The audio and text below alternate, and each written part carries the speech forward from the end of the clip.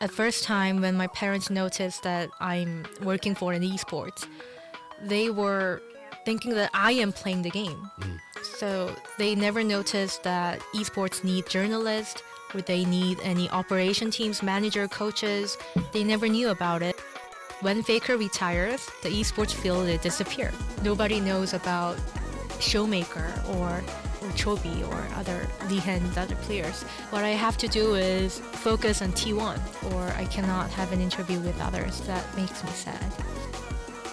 Like esports, the fun thing is it's a mixture of baseball and K-pop. Most girls and women are fans of the players, not the game. So every time when I go to the stadium, a lot of girls are taking those huge cameras and like taking pictures of the players.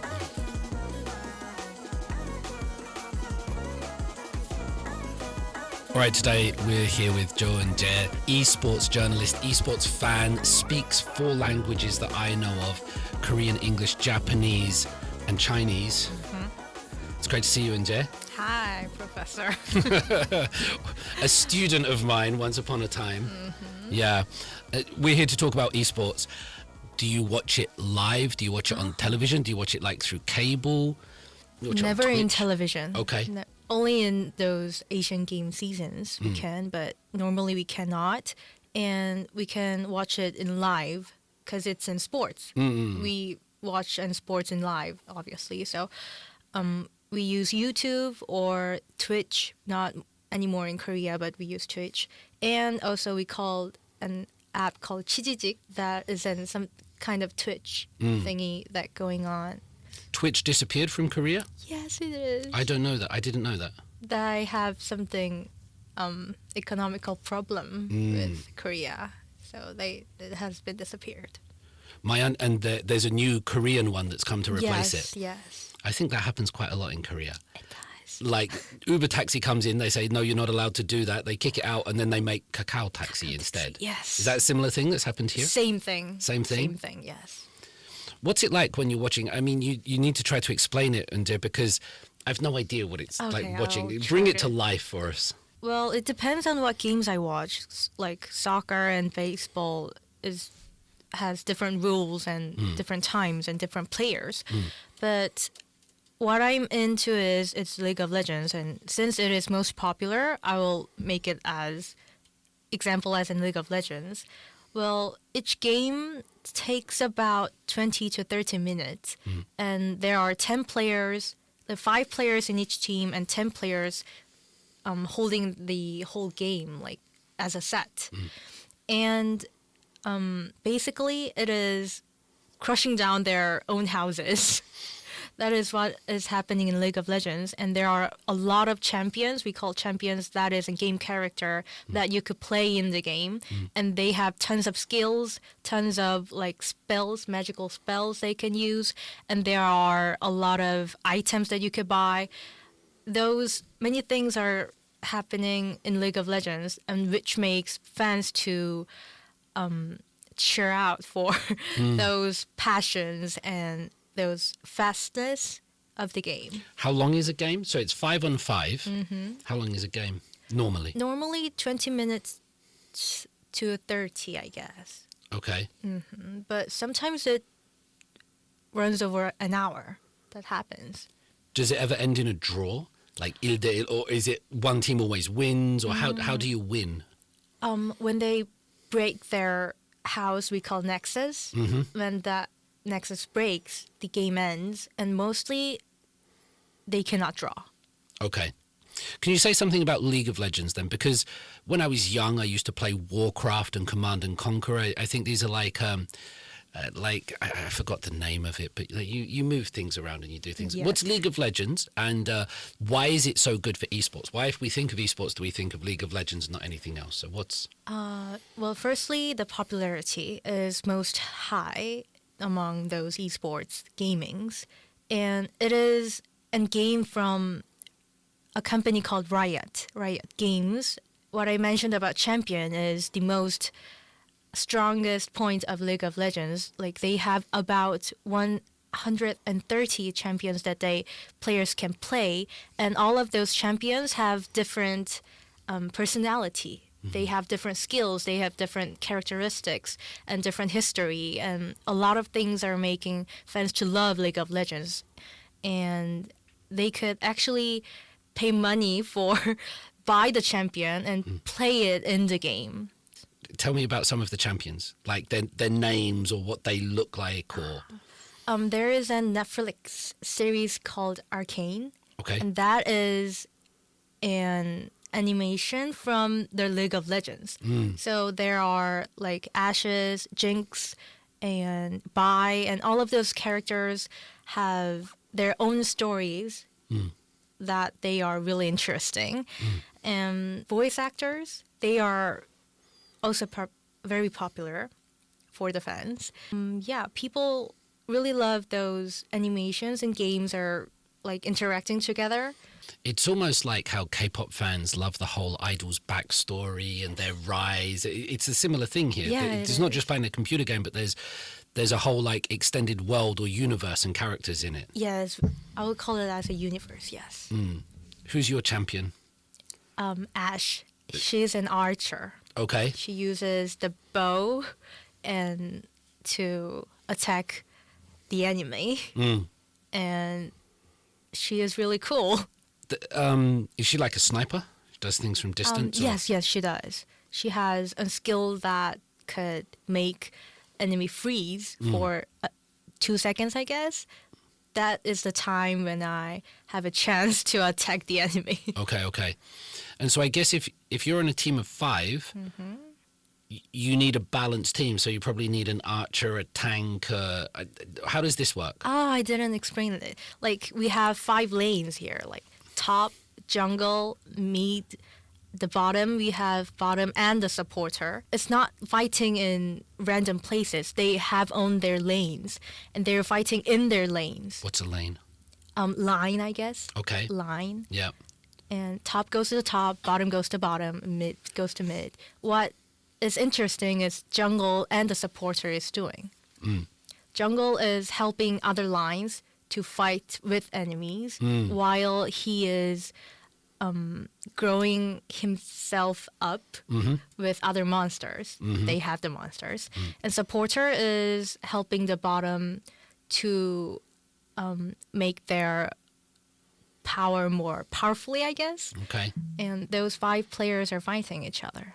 So the top lane from one team is fighting the top lane from another team. Yes, it is. So they line up against each other. So it's not 5 on 5 at the same time, but it's like this one versus this one. Yes. Okay. Which is Ash? Which lane is Ash in, or your? Since she is a sniper, Yeah. she could go to bottom or supporter. Okay. But what interesting thing is League of Legends, it depends. It could change in any sense or Right. any time, yes. Can you say something more about League of Legends? Like, is it a Korean game? Like, when did it come out? Is it League of Legends 2? Give us some more, because I can't even see it in my head, if you know what I mean. Okay, I'll try.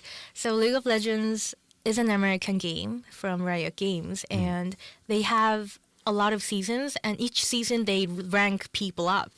Like, we have a ranking that depends on the points that they get from the games. When they win, they get more points. When they lost, they lose the points. And depend on the points, they classify the players as diamonds, gold, silver, and iron. And those are the rankings. And usually what pro players are in is we call a rank called challengers. That is the highest rankings of the rankers. So how good are the best players, and what makes them good? How good? What makes a good esports player? So you said that the ones at the top are called challengers. Yes. Tell us about the challengers. Tell us about what they do, who they are. So like people are not much. They don't think of games. They like fingers are important, and maybe the fastness, how they think in the game is important, but using the brain is really important in League of Legends. How they move and how they goes into the game. And so not only those game skills, but also the physical, like brain using, I guess, or strategy is really important in League of Legends. So what best players do is they communicate with each other. So players, they have those headphones and mics. They always communicate, and since we have 5 lines, they talk about what happens in other lines or in my lines, so that whole game is running to break down the nexus, the house of enemy. So I guess, communication is quite important in those pros scene. Are the challengers quite flamboyant? Are they kind of like, with no disrespect, are they kind of like nerdy geeks in computer games, or do you get like some, very flamboyant, extravagant people? Who are some of the challengers like? Well, it's not in sports in offline. We can't even see their face or who are they. They are using their nicknames, like fake names in online League of Legends. So we don't know their names, we don't know their age, we don't know their genders, but what we could know is they put their time on games a lot. And for the pro players, they practice like 12 hours a day. They have to, like maybe to stay in the challenge rankers, or they have to practice in those seasons they have important matches. So they have to craze in the game, but we don't know actually. We never know how much they put in the effort. Is that good that you don't know sometimes their age, their gender, or things like that? It's kind of democratic, I guess. So Yes. you're basing it purely on the skill, not on their personality or what they look like, or lookism or something like that. It's just like, are they good? Most of League of Legends are played by men. So when good woman player comes out, people actually like, whoa, they're surprised. And those things happens. So I guess it is nice place to be fair in those games and esports, I guess. But mostly esports players, they have to make their face out for the fans. And So, for example, we know Faker's real name or something like it. What's his name? Lee Sang-hyuk, Sang-hyuk Lee. Okay. Can you tell me about some other people? Well, other people, I want to, but so Faker is in team called T1. Okay. Sponsored by SKT, the SKT Telecom, and they are the most best teams in nowadays. So they were the champions in last year that held in England, wasn't it? Yes, Didn't they it beat was- a Chinese team in England? Yes, it was. Check out my knowledge. And they were the champions, and other players Riot wants to make as a rival with Faker was a player called Chobi. Chobi, and he is in a team called Genji. They are one of the best teams too. And we have Hanwha Life of Korea, and we have like 10 League of Legends teams running right now. It sounds like the baseball. Yes. SK and Hanwha. Is there an LG? Is there a Doosan? Or... We have Nongsim. Okay. We have Kia. Kia, the car one. And we have a lot more, yeah. Wow. How... To be because this is a professional thing. Like when I grew up, like we just played computer games with our friends. Yes. So it's kind of interesting to think that now this is not only something that's getting big. We'll talk about the Asian Games or Olympics in a minute, but you can make money from this. You become a professional. Yes. This is your. Can you say something about the professional aspect? Because this is, I think, quite new. Or maybe this is not even that big in other parts of the world. What does it mean to be a professional, like Korean esportser?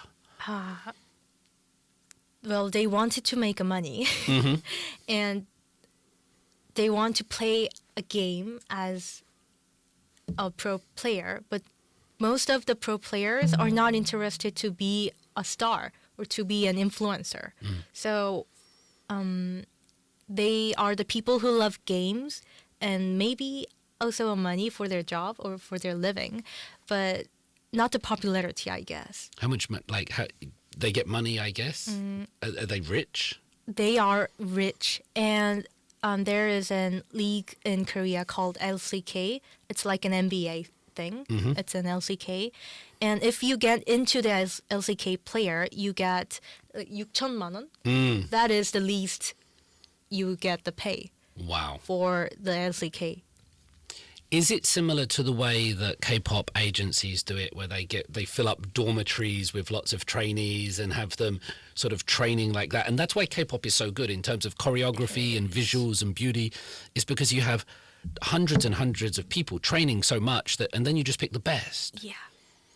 Same thing is happening in esports. All of those teams from SKT, Dongsim, they have own academy, like for the trainees and babies. And once I have an cover in T1 Academic, and I have an interview with like 12 years old boy. Wow. He was dreaming to become a faker in the future. Yeah. But that is happening a lot in every teams and companies. And what is interesting was a team from France, champions in France, was here in Korea to watch how the Korean esports academic was running.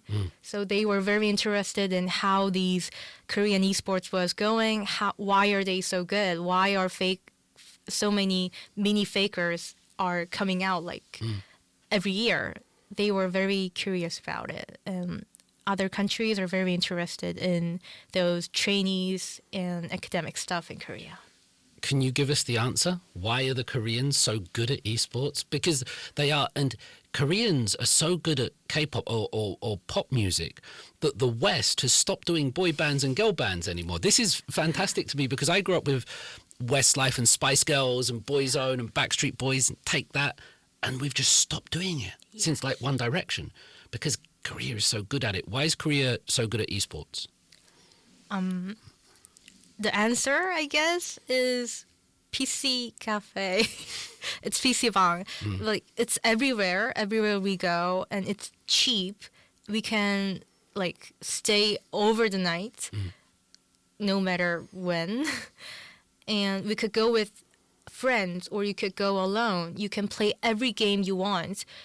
No matter it's League of Legends, FPS games like Overwatch or Counter-Strike, or even the rhythm game from the Japan, you could play every game you want, and that makes people to be interested in the games with friends, with communications, and that leads to like professionality, I guess. That happens. And Koreans are very competitive and they work hard. Yes. Like you've seen what the schools are like, and it's just like that all over Korea, I guess, isn't it? It is, and it's not in fact, but some people say using fingers as chopsticks. That also has an influence to it. And what's the game where you pick up one and then you throw it and? 공기, you mean? Yeah. Those things. Very dexterous. Very dexterous. I couldn't even do it. No. I watched Squid Game too, and I saw them doing that. If we watch football. And I'm sorry to always bring it back here, but sometimes different countries have different culture. Yes. So like the Spanish like to pass it around a lot. The Italians are really good at defense. The British or the English, they just, they're very physical. The Brazilians play with flair. Yes. Is it like that in the esports? Do different countries have different styles of playing or different teams have that? Yes, the fun fact, Chinese love to play aggressive. Okay. They're so aggressive. They just go into it. When they have a chance, they just boom and something happens. But Korean, they do not. They're so careful. Like they don't want to make any mistakes in the games. So they are using their own strategies, and sometimes game gets bored. Because they're not doing something fun thing. Like the game is just going so slow. And that is a feature of esports game in a lot of countries. Do Korea normally do well? So they beat, or T1 won this thing against China, the Chinese team. How well do Korea do internationally? they were the best, Oh dear, that was the past tense. and they would be, I guess, in the future. Who's the best now? Normally we say in League of Legends, how we call the best is the World's Championship, and T1 was the champion last year, so I guess it's still T1. It's still Faker for 13 years. Wow. For 13 years, a Korean team has won the World Championship.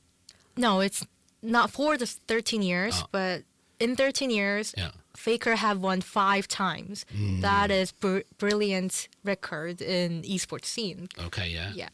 Who are the big? Are there challengers? Like, does England have a team? You mentioned France. You've mentioned France and China and Korea thus far. We have different league in all over the world. We have North America and Europe, Asia, China. No, it's not Asia. China, Korea, and also in Taiwan and Vietnam. Maybe except Japan. Japan also have the team, but they're not so good at it. I don't know why. Why? They're playing different games, probably. Different games, They're probably yes. playing like Hello Kitty or something like that. Sorry to Japanese people, but they're in a world of their own sometimes, the Japanese, in a lovely way. So, yeah, every country have their own League of Legends teams, but usually China and Korea meets at the top. That's quite a big, intense rivalry, I guess. Yes, we had. Tell me about PC Bangs. I haven't been in a PC Bang, an internet cafe. I haven't been in an internet cafe for probably around 15 years. The last time I went, people were still like spitting in little paper cups when they were smoking. And Oh my god! It was that long ago, right? Yeah. What's PC Bangs like these days? These days, I go there when I couldn't go when I'm drunk, maybe at night. Yeah. That is a place where we could visit every day or every time, but usually we play games. Since Korea's PC Cafe, the PC's technology or those mouse and keyboards are brand new. They are perfect at games, perfect for playing games. But I heard Japanese PC Cafe is a little bit different. They're not a PC for playing games, but maybe for rest or relaxing. So it's quite different. We are like into the games. We're really into the games, and we need the server that is most fast one. And since we are doing the 수강 신청 nowadays, Signing up for university classes? Yeah, we need the best server for signing up. So the technology in PC Bang is brand new, and it's the best. Are they safe? Are they male spaces? I know this is a weird question, but like they used to be filled with smoke and boys and quite noisy. Korea has become sort of cleaner and gentrified since then. And what's it like in that sense? Well, it is becoming safe, but the imaginations, the symbol of the PC Bang, it seems quite not very nice, I guess, because we are there to play game, which is not very good thing to do. And we always have smoking room in PC Bang. So those things make PC Bang's image not so good, I guess. Always in a K-drama when somebody needs to do something illegal or fun, they go to a PC Bang. Yes. That's where I always see them on the television. It's usually dark in movies, but it's not in reality. It's so bright, and you could eat everything you want. So nowadays, the thing you eat in PC Bang is really good. I heard PC Bang Ramyeon is the best ramyeon. Yeah, it's better than restaurants, I guess. Okay. I guess there will be people that say that esports is not a sport. It's still playing computer games. And there'll be people, I don't mean to criticize you, but I'm sure that conversation takes place sometimes that it's esports, sports, but it's playing computer games. How do you understand that, or what's the conversation going around that? Well, yes, this is a big controversy still, and I want to believe esports is in sports, but what is happening nowadays is those normal sports, they have no problem when they're having a game. Like football, they go. But like esports, what is happening in Korea, we called a DDoS thing is going on. Have you heard of DDoS? I don't know what that means. DDoS, it's a cyber crime that attack others' server that just goes down. They could not play a game on online anymore. And these things happening, and how do we call this as a sports? Like those unfairness is coming from outside, attacking it. And there are no more fairness in sports. So esports is no more sports at all. So some people are saying those. So DDoS is people attacking servers while people are playing the games? Yes. Who's attacking the servers? Are there rival teams? No one knows. No one knows. It's in crime. Who do you think it is? There must be talk about it online. Nobody's going to listen to this. Don't worry, you won't be. But I mean, is it rival teams? Is it like the Angry Football Association trying to prove it's not a sport?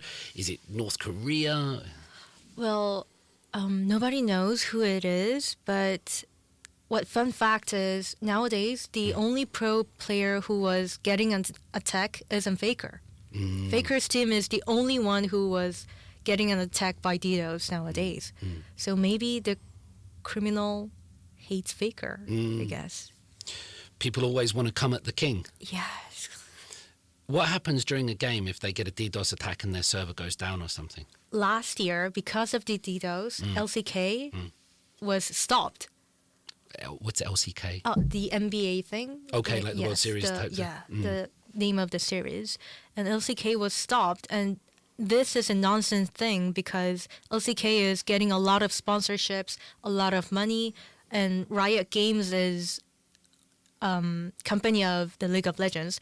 They have to handle the DDoS to protect pro players, protect the fans, protect all of the people working for the LCK for a living.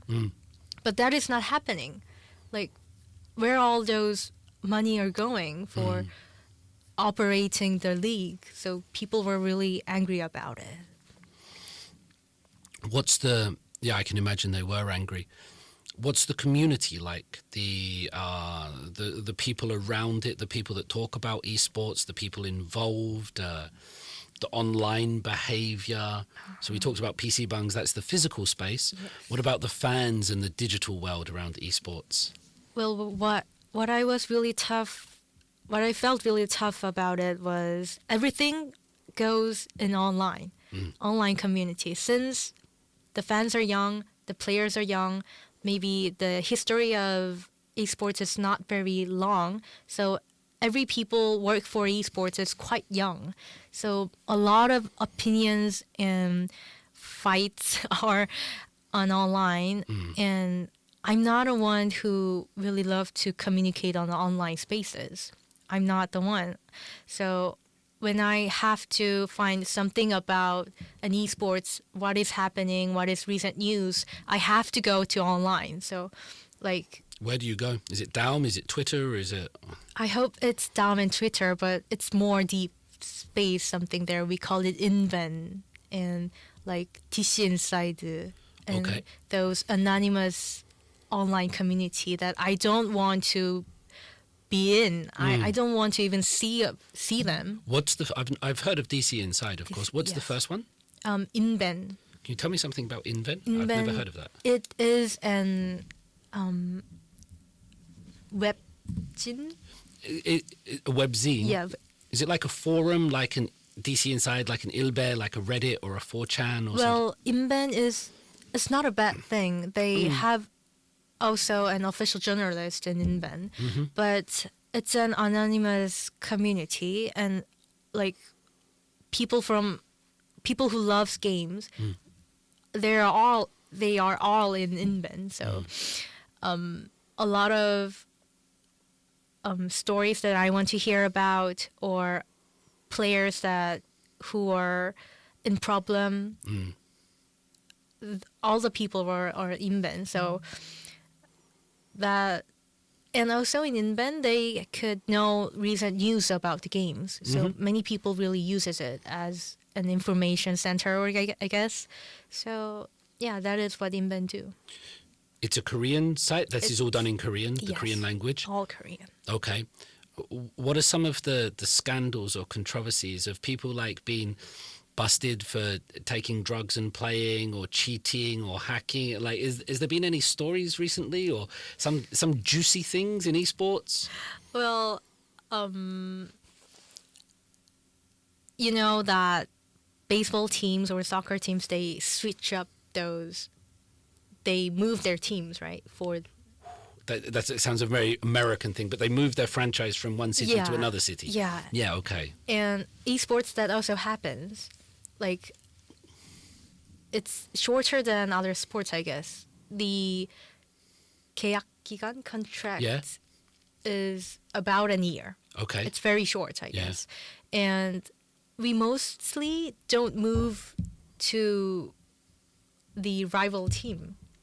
But you mean a player goes to the rival team? Yeah, because we think that is an 예의. Polite etiquette or something. Yeah. But it has happened last year, and fans were really angry about it, since the player who have moved was the champion in T1. Oh, wow. Tell us about this move then, and what happened. Well, I'm a big fan of those Hanwha and T1, so I'm in the middle. Yeah. So I have mentioned about top jungle and those lines, I guess. Yeah. 5 lanes. Yes, 5 lanes. And the top laner, his name was Zeus.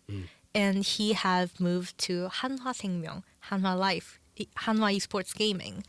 And those two, Hanwha and T1, was in rival, like whole season, whole year. But as soon as T1 won the World Championships, Zeus moved to Hanwha, and no one knew about it. Like, every fan and also the people in those esports scenes thought that T1 would gonna stay all together for another year, or the team would gonna stick together, but it ruined. So something has changed. It must have been a lot of money to go from the champions to a challenger. That's almost a step down, isn't it, for Zeus? Step down. Well, if he went from the champion team to a team that wasn't the champions. Oh, yeah, it is. So it feels like he's not going up. It's not like a promotion, but it's... But the thing is, Hanwha 생명 was also a strong team. They were not just had a chance to get the champions. Okay. They were just not lucky enough, as in T1, I guess. So they were rivals, and fans were angry, and journalists were surprised. And Zeus and Hanwha 생명, Hanwha Esports Live, no one knows what happened, but maybe something unpolite and that stands beside opposite as an etiquette has happened in esports scene nowadays. It must be interesting because he probably knows all of T1's tactics and strategies and how they play. Yeah. So by going to the rivals, it's like you've got inside information into the team, the personalities. But no one knows. Like, esports players have only short time to be in pro. So maybe he need more career, or he needs some change, or he need more money. So no one knows. We cannot blame him. What's the average age? Because I would guess they're young, and I guess their reflexes and things. I can't imagine that there's many esports champions or challengers in their 50s. No. Exactly. So how long is their career, or like what kind of ages are these people? And they're all kind of thin, aren't they? They're not like big fat dudes sat at a computer, right? Yes, they're thin and they're really working for exercising. Yeah. And according to the research from 2023, the average age of esports in Korea, esports players in Korea, is 19 to 22, I guess. Wow. It's it's quite young. Yeah, that is very young, especially how much pressure and money and all of that attention and media thing on them. It must be hard to handle. Yeah, so sometimes having an interview with young players is really hard because they cannot even speak or they cannot even make their own opinion. So nowadays, LCK, the series, Korean series, is helping them to how to interview or how to manage with your own SNS because they're making problems in SNS nowadays. So, Media training and things like yeah. that. That gets boring in football and things because nobody says anything. Everybody just speaks in like 존말씀 or empty words after a while. Sounds nice, but it's empty. We were speaking about whether esports is a sport and how that's going. Asian Games, Olympics, is there talk of this? How does that work? Yes, it was in hot potato and Asian Games. It happened in 2023, 2022. It was already in the Asian Games? Yeah, it was in Hangzhou. Okay. And I didn't know that. it happened. Oh. And the champion was Korean team. Korean won in Asian game in League of Legends, and they got the gold medal. Wow. And what gold medal means is they are able to not to go to military in Korea. That's right. The current rules, as I understand it, is in Asian Games gold medal or Olympics gold, silver, bronze. Something like that, right? Yes, perfect, yes. And so these League of Legends players, they won an Asian Games gold medal, no military service. No. That's awesome, isn't it? It is, because it's... Why would they have to go to military when it's the perfect time for their to play a game? Well, Jungkook and Jimin, and they go to the military, and Taemin and GD and all the this is what I'm thinking, all these K-pop stars that are at the top of their career almost, like BTS being the biggest boy group in the world almost. And it's like, I'm sorry lads, off you go. But the League of Legends, if you do that, how is that conversation going? Well, people say that that is a chance for those 5 players who were the players in the Asian Games, since only 5 could be the champion. Yeah. And what we want is maybe when that happens in Olympics, maybe we could make more players to get out of the military. Okay. Yeah. And people are really wanting them. Is it going to be in the Asian Games? Was that a one-off, or is it going to? What happens in the future with this in the Olympics? And next Asian Game is in Japan, Nagoya. Okay. And same thing is happening nowadays. But the thing is, what Japan wants is not in League of Legends anymore. They're better at different games like Apex and other rhythm games or Nintendo games. So what is going to happen is nobody knows. Oh, wow. So the game might change. So there'll be esports, but a different game. Yeah. So it might be Mario or something. Yeah, no one knows. But what people say is it might be Apex. It's a game with a gun thingy, and Japan is really good at it. It makes sense that they would do that. Why not? Yeah, why not?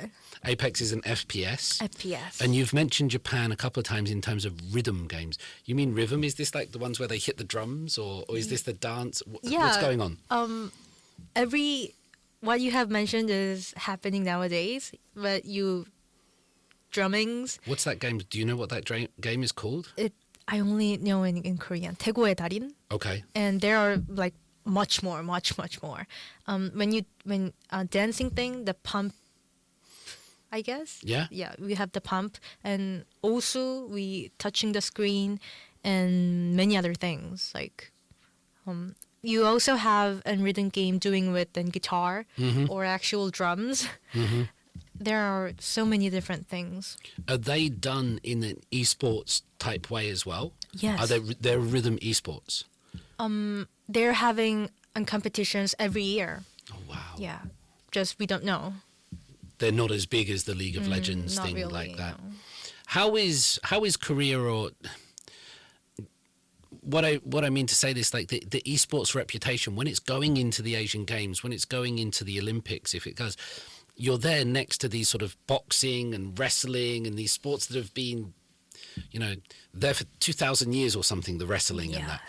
How is esports sort of managing its? Is it big? Is it respected? Does it still have trouble or?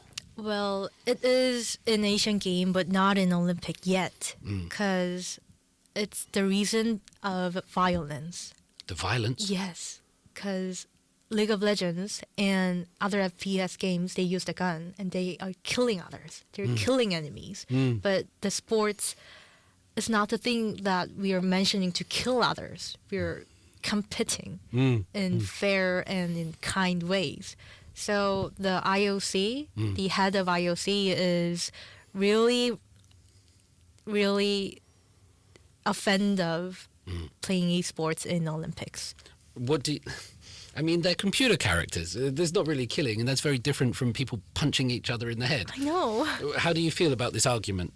Do you think it's just an excuse, or is it okay that it's true? Or? Well, it makes sense, but for elders, I guess, it's the generation problem, I guess. Youngers, they don't realize this as an attacking or violency. But yes, it is true that when we shot a gun, the bleed is coming out, and it is quite violent compared to other games that we play in the Olympics. So maybe we could change those emotions, I guess. It's a bit different from chess or horse racing or something like this. I get it. You've been very patient explaining this with me, and now I know about the 5 lines and destroy the houses, which is known as the Nexus, and all of this. I'm getting there. Ash is the archer. What are some of the biggest misconceptions you have talking with old people or people outside of esports? Like, what do they get wrong, or what's the frustrating thing? You're like, you just don't get it. It's okay. Well, when they come out with a game, or at first time when my parents noticed that I'm working for an esports, they were thinking that I am playing the game. So they never noticed that esports need journalists, or they need any operation teams, manager, coaches. They never knew about it. So what I'm sad about it is the history of esports, it's too short, and the difference between game and esports is quite blurry, and it's a gray zone out there. So I want to make it more clear that esports is happening as in sports, one of the sports, and more proficiency is needed for esports scenes. And I hope you noticed little more about what esports is. Yeah, sure. No, I mean, I'm doing my best. You said esports doesn't have a long history. That might be an advantage in the fact that you're in there at the ground level, though, because if you go into a sport or an industry that has a long history, it's hard to get near the top. But here you are, and you're working as a journalist in that, and you get some pretty good access. Can you say what it's like working as a journalist inside this? Inside this era, what's it like being an esport journalist? Well, to be a journalist in the esports scene is, I'm always worried about esports are gonna disappear at some moment. So since history is not quite long, it's not stable yet. It's quite, it's not balanced, it's not stable. So people are saying, as a joke, is that when Faker retires, the esports field will disappear. They say it. So to be a journalist in esports, I don't want to, but I have to cover Faker more than other players because he's a star. Like, nobody knows about Showmaker or other players that I have mentioned, or Chobi or other Lee Hen's other players. So to make people to look, to make people to interest for my topic or for my articles, what I have to do is focus on T1. I cannot see other players, or I cannot have an interview with others. That makes me sad. Yeah, that is. How do you feel about the idea that when Faker retires, esports dies? You said that's quite a scary thought. Is there much truth to that? Is that just exaggeration? Because many people have been predicting the death of K-pop for many times, and Big Bang was the end or something like that. But it's still going. We're on the fifth generation now. Oh yeah, it is. But what we saw was there is a player called Doshai. He is in Korean, but he plays in Chinese league. Chinese league's name is LPL. They call it as an LPL. He rested for a whole term last year. But what happened was the viewers of LPL was disappeared. Like half of them were disappeared. And when Faker also did the same thing, wouldn't gonna happen also in LCK. So maybe Faker's retire could be an end of League of Legends scene. Maybe another game should be come out, and we should pay more attention for another game. Why are people so into Doshai and Faker? Is it just because they're so good? Is there just like so much attention on them? For example, I'll get in trouble with this. It's like, you know, sometimes you just have to be the right person at the right time, or you know, you might argue that BTS weren't the best K-pop band at the time, but they were the biggest at the time. Yes. They got all the media attention. If you did anything about Korea, you had to say BTS. Why do the Faker and the Shy dominate so much? Well, the point is, most of players in Korea, they have to go to military, so they don't have any time for fans to love them or fans to pay attention for their plays. Once they have debuted, after 2 years, they disappear. We have no time to give them love or give them love as a fans. But Doshai and Faker, they are remaining for 10 years. Like, they didn't do military service? I'm not sure about Doshai, but Faker, he's not going to military. Because he won the Asian Games? And also another problems he have, maybe about the school problems. What's that? Do you know what that is? Or because he did not graduated high school, I guess, so he don't have to go to military. Wow, that sounds pretty. So he didn't even graduate high school. No, that's kind of a nice story, though. But what I mean by that is, in Korea, it's if you don't go to high school or university, you're a loser or something. There's that attitude in South Korea. Yeah, but it is not needed for playing games. It doesn't matter. Okay. Okay. Do they have? I'm trying to understand esports more and more through the lens of K-pop now, which I know a bit more about, which is a weird thing to say. Do you have saseng fans? Do you have fan cams? It's they are crazy for them. Okay. Yes.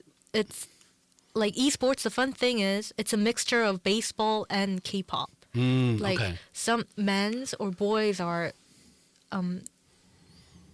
seeing esports as sports, but most girls and women are fans of the players, not the game. So every time when I go to the stadium where the game takes place, a lot of girls are taking those huge cameras and like taking pictures of the players. And those photos come uploaded on Twitters, and many other goods of players are made. And it's quite interesting to look around. And the fun, do you know about bubbles in K-pop scenes? They chat with idols. Yeah. Fans able to You can chat. pay money to get messages from the from the idols, yeah. And have you ever heard about soccer player doing the bubble? No. That is happening in esports. T1 has started it. Do you think it's really the players sending the messages, or it's just like a service that T1 arrange? And I think they are doing it in reality. Yeah. Okay. The players are doing it, but fans are worried about what they have to also prepare for the fans, the bubbles, and the series of the games, and also the other things. It's too much for the players. They are not a star or idols. They're players. I'm going to hate myself for asking this question later.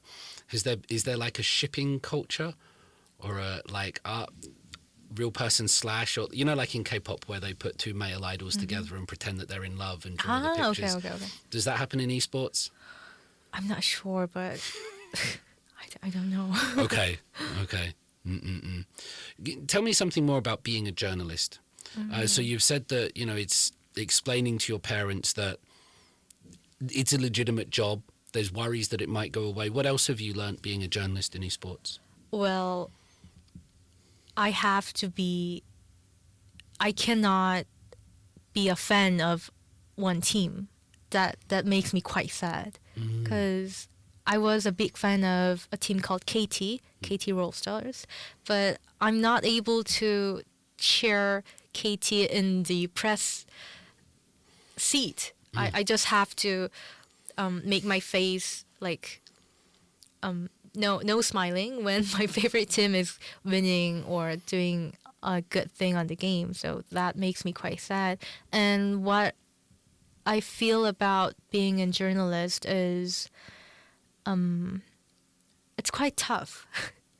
The writing about articles, and also the esports is a new thing, but the journalism, it's not a new thing. It has a whole history and long history.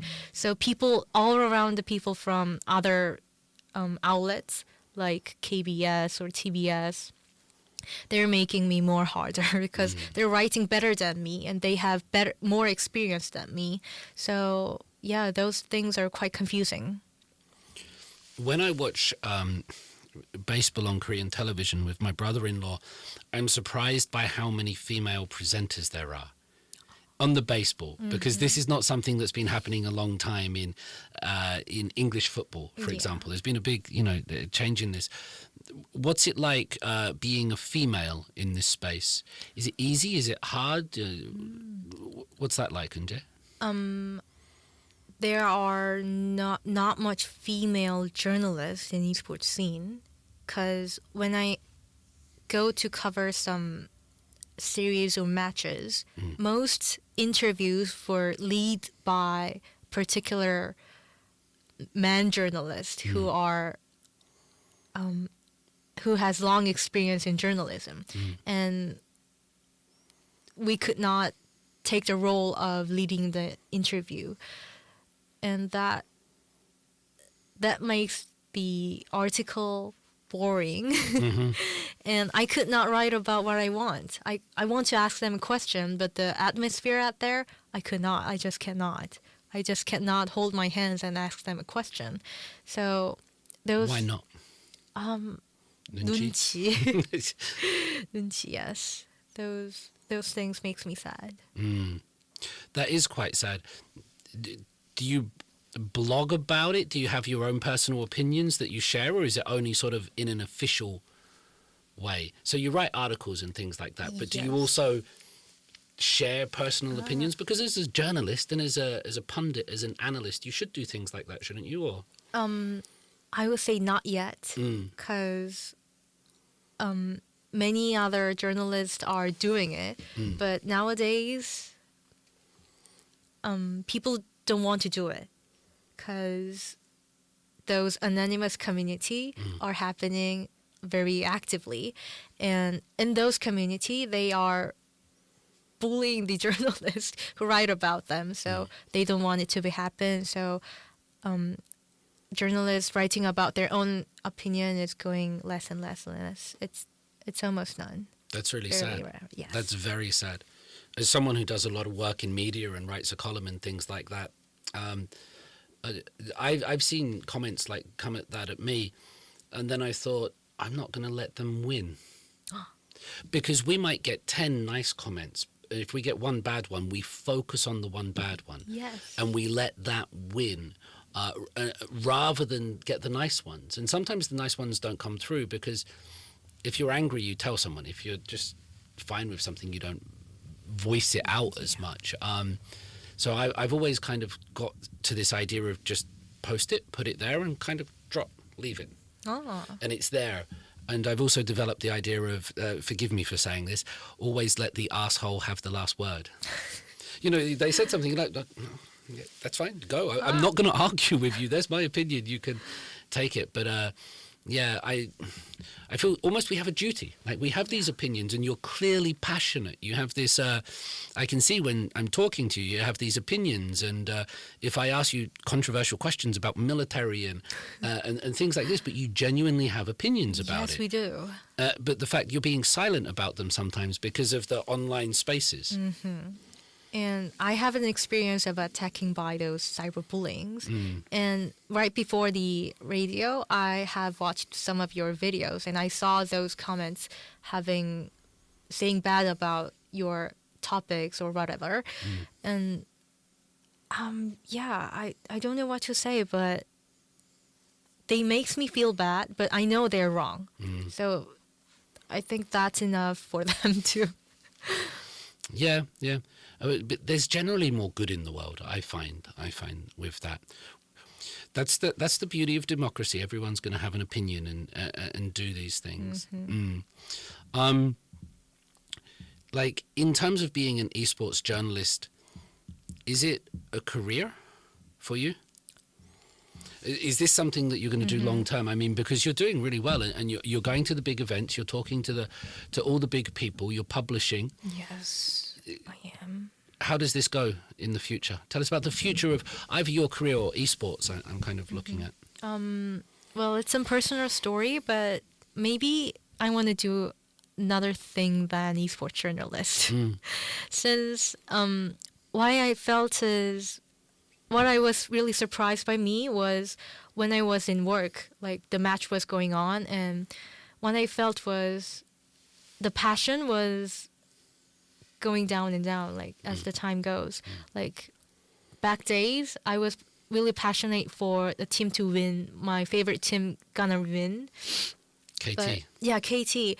But when I was working as a journalist, it doesn't matter. I just want the matches to be end. Like whoever, like finish the match fastly as soon as possible. So when I felt those passion was disappearing, I realized that this is not my thing anymore. So do you think it's an age thing? I'm just wondering that sometimes, you know, people grow out of sports, they grow out of K-pop, and you get old and you get a job and you pay taxes. Yeah. Is it that thing, or is it because maybe you've been working at it and it's ruined your passion for it? Or well, it's both. It's both, because esports, they are not earning a lot of money nowadays, and also the unstabilized. I'm worried about that. I meant to ask you this earlier: is AI and computer development, is that affecting esports? Like in chess recently, there was a big I play chess. There was a big controversy about a player that was making moves that seemed like it come from a computer, and how was he doing this? They talked about he had a device up his bum that was sending him signals. I know. But how is like computer technology, because it's all done on computers? Yeah. And like hacking and snipe and codes, and how does that? Is there any protections of that? It's all fair.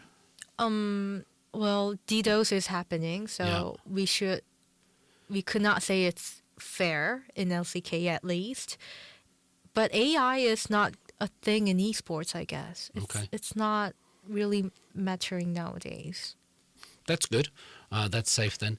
I guess, is there anything we've missed on esports? Is there any misconceptions? Is there any message? Is there some kind of final words on esports?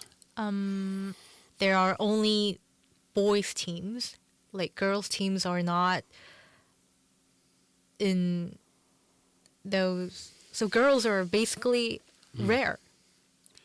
There's not a girls division, so if girls do play, or if girls were to play, they would just play against the boys? they do play against boys, but when that happens, people don't like it. Usually don't like it. And we have a girls league in a game called Valorant, but the popularity of girls league is very low. So I want people to pay attention to those other players to play more games. And maybe also for the people who have 장애, what do we say? Disabilities? Yes, Yeah. they could also play the games. I hope many people could have a chance to be a pro player in esports scene. I think that's very nice. I've noticed at Seoul Women's University, more and more students tell me, not about esports, but they like computer games. Yes. So much more than sort of 15, 20 years ago. That when they do their tagisoges or introductions, they say they like playing games or they're interested in this, or even not esports, maybe baseball or something. So I think the culture is changing. It's becoming more open to these things, which is very good. Eunjae,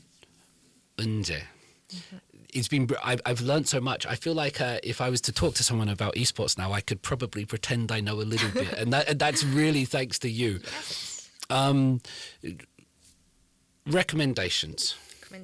Yes. It can be about esports or it can be about anything. Books, movies, songs, dramas. Have you got 2 or 3 things for us? Yes, I got 2, but the first thing is a movie I want to recommend. Well, I know it's an embarrassing thing to say, but I'm not a big fan of feminism, or I'm not really. I really don't know much about feminism, but I guess this movie is about feminism. I guess it's a movie called Alice in Wonderland. 성실한 나라의 앨리스 was out in 2015, and it's about Korean struggling of labor and those money and a lot of things in society. And if you want to know how people live in Korea who are in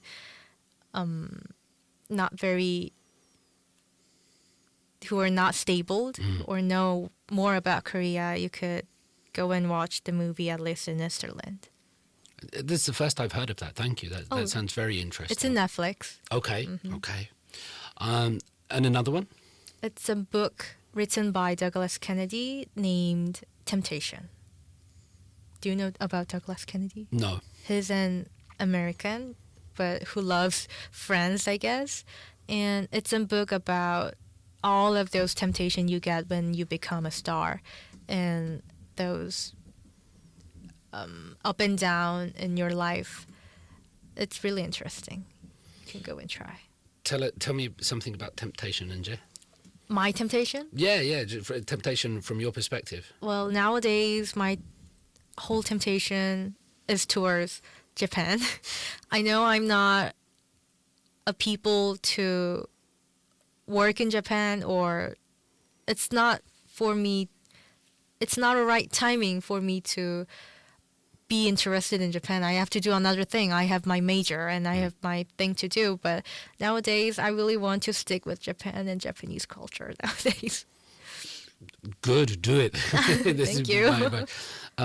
To close this up, and it's been brilliant, and I think you've taught me a lot, and I'm really thankful of that.